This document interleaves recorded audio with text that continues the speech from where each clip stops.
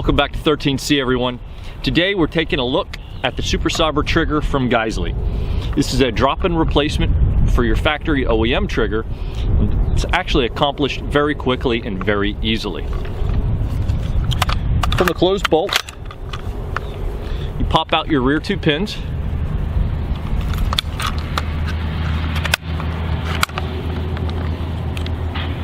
And the trigger pack slides right out. Installing it is just as simple. Slide it in, drop down,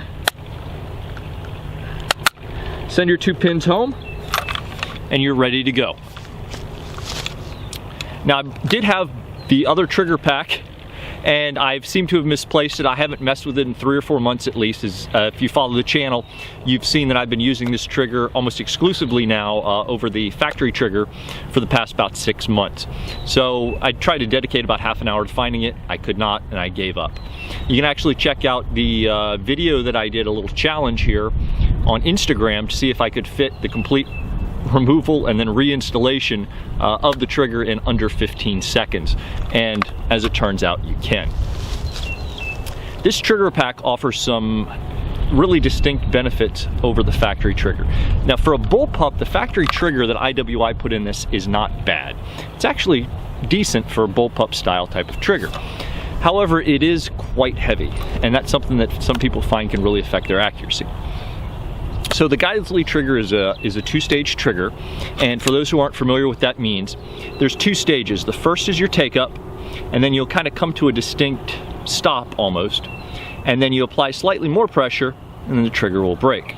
Well, that first stage to the 2-stage trigger for this trigger is going to be about 3.5 pounds. And the second stage is going to be about an additional 2 pounds of pressure. And that really helps to dial in your accuracy and give you a predictable break. There can be some arguments here about how predictable you want your break to be. For this, you're still going to be able to accomplish a surprise break, but with some predictability, if that makes sense. I have some other videos and some other blogs out there that really go into depth about that if you want to look those up, and you can find those on 13cgunreviews.com. You can go back through the history and kind of look through some of the accuracy things I've talked about. And there are some other people who do a much better job of explaining that than I do as well out there, who spend a lot more time doing long range shooting.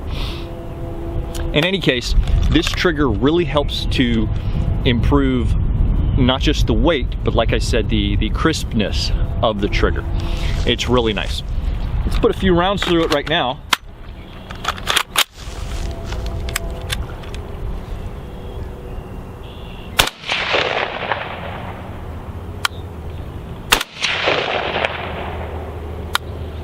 I'm not sure if you can hear that, but you have a distinct reset there, and it's inaudible as well. Of course, obviously, if you're firing quickly, there's a lot more range on the noise. You may not be able to hear it as well, but I would assume that out here, even with a little bit of wind, the microphone normally picks those things up pretty well.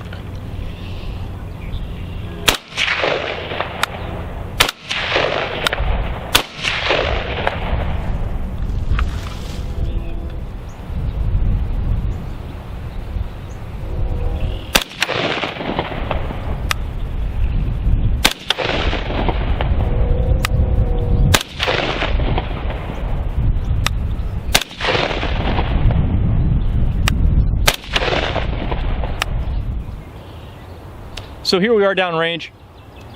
Our fort, we have 2 here touching, 2 right here, and our 5th one up here. I'm going to probably say that one's probably my fault. That's my flyer for the day here. We've got, for these 4 here, we've got a grouping just over 1 inch here. So let's see what else we can do with it. All right, so I'm going to slow my breathing down a little bit, maybe concentrate a little bit more here on what I'm doing, and hopefully we'll have better luck with this 5 rounds.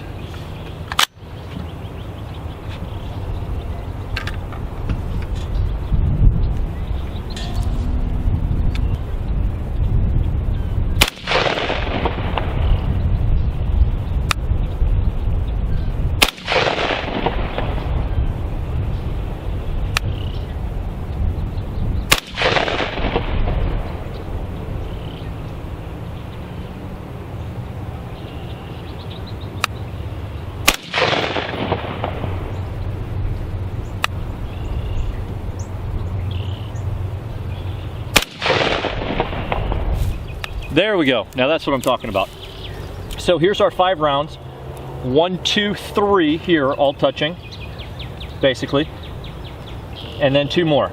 So our total grouping here is just under an inch. I think it's interesting to point out that you guys have seen my Tavor prefers heavier ammo. It prefers 62 grain over 55 grain. But it seems to not mind this match grade ammo here from Vet-Made Ammunition at all. That's pretty interesting to point out. I'm pretty happy with that. Probably my limits with the red dot are being tested right here. It's just where my skill level is at this point. You may be able to do better than that. The Super Sabra I am extremely impressed with. I really like that trigger, especially for something that's a drop-in. Takes literally 15 seconds to go from your old trigger installed to the new trigger installed, if you're in that much of a hurry and you take the challenge. I want to thank everybody for watching. If you have any questions, please hop on my Facebook page, facebook.com/gun reviews, and that's one of the best ways to get a hold of me. You can send me a private message there, or just ask a question on the page, which is great too. That way everybody else can see it and get some feedback if they have the same questions you do. YouTube, feel free to reach out to me on YouTube and Google+. Some of that stuff gets spammed out. I try and go through there every couple of days and approve posts. I don't know why some of you guys' comments automatically get spammed on there, but I unspam them. I try and go through at least once a week and unspam those comments and make sure they get posted and reply back to you guys on there as well. But like I said, it's YouTube's whatever rhythm that, you know, some things do get dropped through the cracks. Instagram, we have a boatload of fun there. I'm at 13C Gun Reviews on Instagram. A lot of behind the scenes stuff you won't see on Facebook or of course here on the channel. Thanks again, everyone. Be safe.